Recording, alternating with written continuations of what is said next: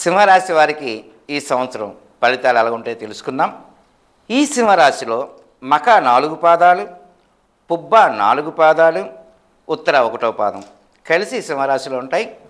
ఈ రాశి వారికి సహజంగా ఎక్కువగా ట్రూ లవ్ కోసం వెతుకుతుంటారు.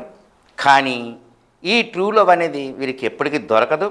చివరికి అందరి మీద ఒకటే భావంతో అందరూ ఇంతే అనేసి భగవంతుని వైపు దారి మళ్ళిస్తారు. వీరికి మానసిక శక్తి ఎక్కువగా ఉంటుంది. అలాగే ఎమోషన్స్ కూడా చాలా ఎక్కువగా ఉంటాయి. ఈ ఎమోషన్స్ వల్ల ఒక్కొక్కసారి మనశ్శాంతి కోల్పోతుంటారు. అలాగే ఈ సంవత్సరంలో ఆర్థికమైన మెరుగైన ప్రయోజనాలు పొందే అవకాశం ఉంది. అలాగే అనవసరమైన ఖర్చులు ఉండడం వల్ల కొంచెం ఆర్థికంగా ఇబ్బంది పడే అవకాశాలు ఉన్నాయి. కాబట్టి ఖర్చుల విషయంలో కొంచెం జాగ్రత్త వహించండి.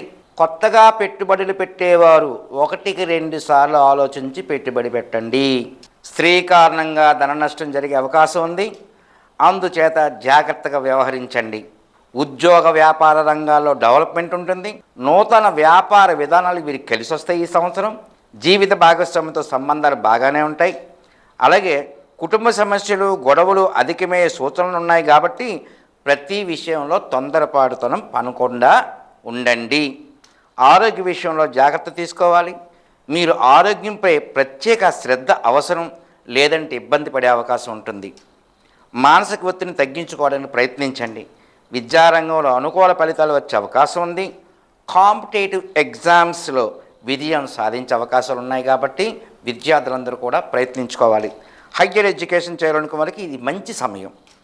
వీరు ప్రతిరోజు కూడా శివాభిషేకం, పేదవారికి అనాథులకి సహాయం చేస్తే, మరియు మంగళ శనివారాల్లో నాన్ వెజ్ తినకుండా ఉంటే మంచి శుభ ఫలితాలు ఇస్తాయి.